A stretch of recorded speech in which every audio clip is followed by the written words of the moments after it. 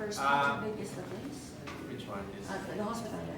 The hospital, we only use 1 hectare, but the entire facility is close to 5 hectares. So this is our first phase of, we have a 10-year plan actually for this area, which includes a school, for allied health, a retirement facility, and then we're gonna do a separate cancer institute for myself and a women's and children's hospital. That's something different, that really caters to the child and the mom also. So today we are actually celebrating our first year.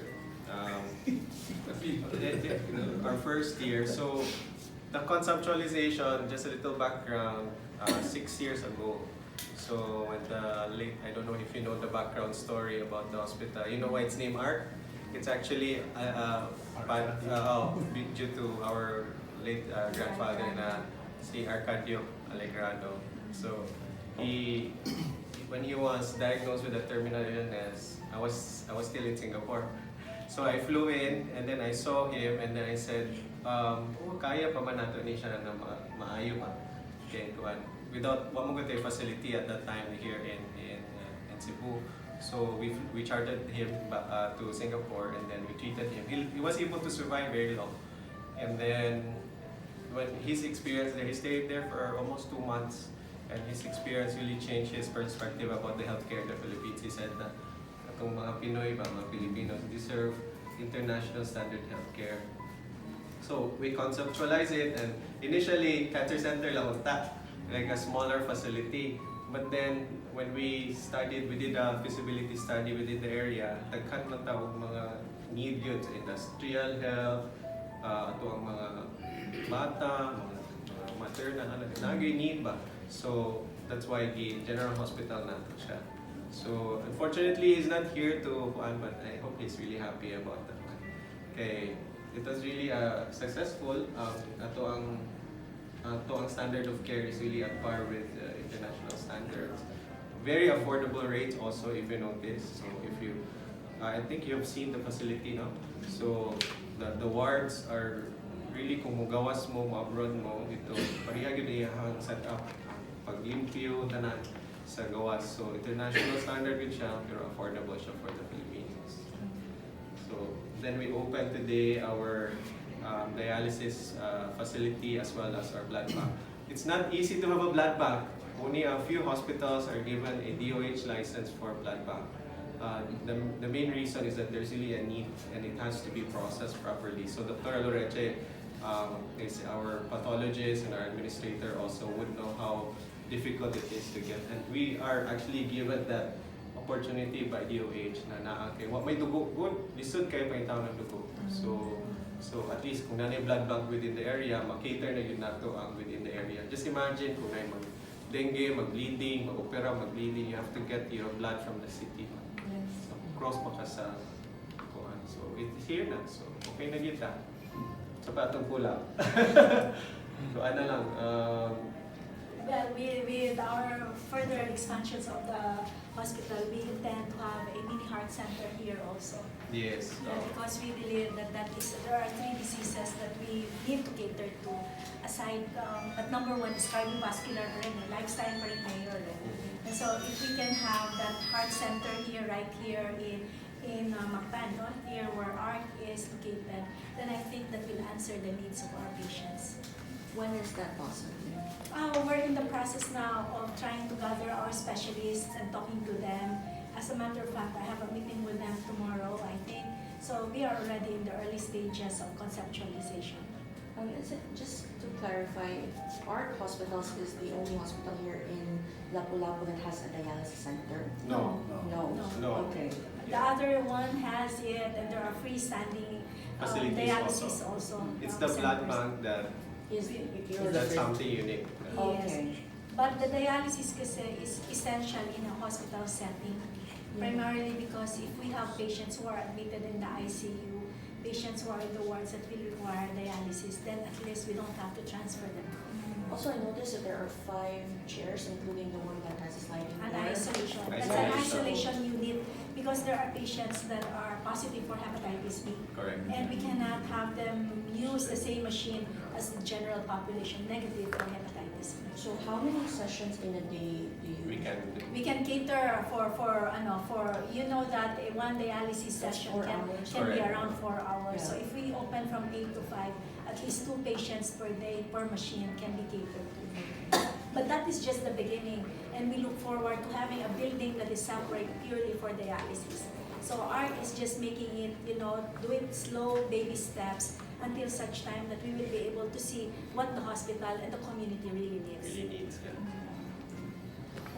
Sir, in the span of 1 year, sir, how many patients are we catering at an average?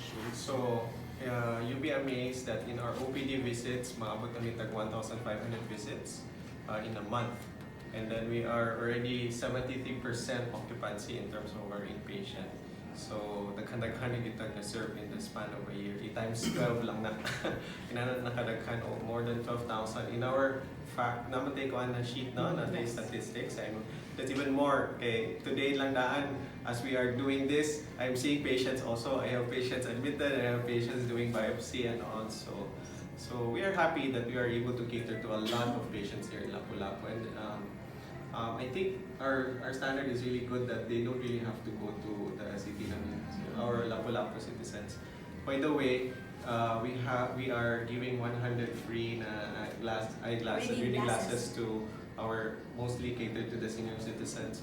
So, and then Until when? Today lang? today, and then we have a program in cooperation with our eye center that katong mga katunay cataract ng mga senior citizen. Okay. They can enlist actually. Maka-enlist lang sila, ma-clear na mo sila, only PhilHealth. Yes. That's all. So, it's affordable. If PhilHealth, ang inyong ilang i-spend nila. So, Mayor will help us also in terms of that para kuha og senior citizen.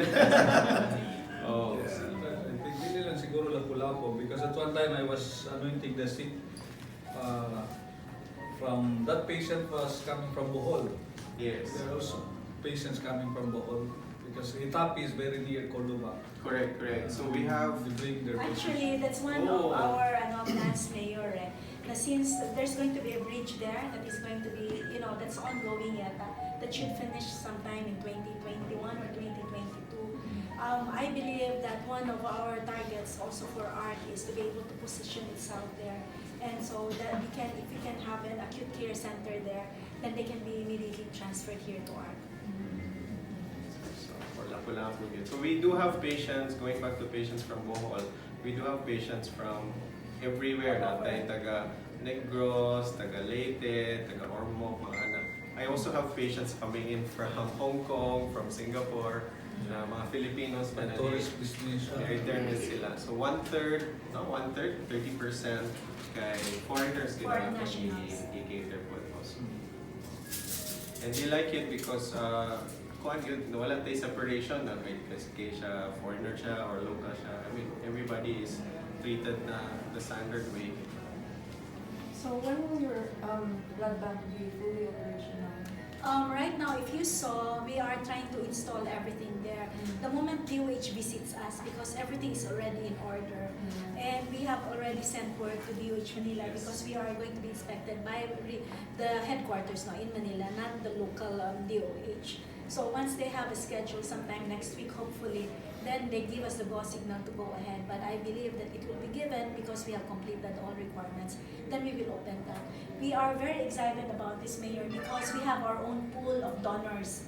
Yes. Actually, our tie-up corporate accounts, they have already assured us that they will be donating blood here, Correct. so that we can be able to use that for our patients and for those who will be needing blood.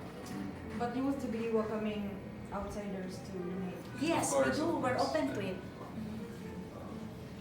Doc, So, I'm sorry. Okay, how about if we will do like bloodletting in every barangay and We can partner with you, sir. So we can send our people there to do the bloodletting and just the blood extraction and the initial screening, which is just the blood type, and the hemoglobin. And then everything will be brought here to the blood bank. We can already process that, make sure that blood is safe already for distribution. And then if you like, because that will be barangay to barangay, what we can do is we will always allocate cards for them so that when they need it, they can immediately withdraw blood from us. Yeah, it's really And we a have, bank na yeah, it's a bank. donate sila, then we can, It's if a- they it's a need blood it, bank. so And we have the approval of the Department of Health, and as a matter of fact, the Department of Health Region 7 is now the sub-national blood services facility. And we Yes. have a very good relationship with them. So we can work with them. So when there is need for blood somewhere else, not just from here, Correct. we will be able to help them. And when there is a need for us also, at kulang tayo, they can also help us out. So what's the capacity of our blood bank? Our blood bank refrigerator now can accommodate 150 bags. In other words, 150 donors can be accommodated having their blood stored there. That's just for the whole blood. But we also have a plasma freezer. A plasma freezer is actually will contain the rest of the components, the fresh frozen plasma, and the cryoprecipitate and cryosupernate, which can accommodate another 100 bags. So start na ta. Yes, sir. Yes, sir. sila yung una. Ikaw yung una. Sir, ba yung una?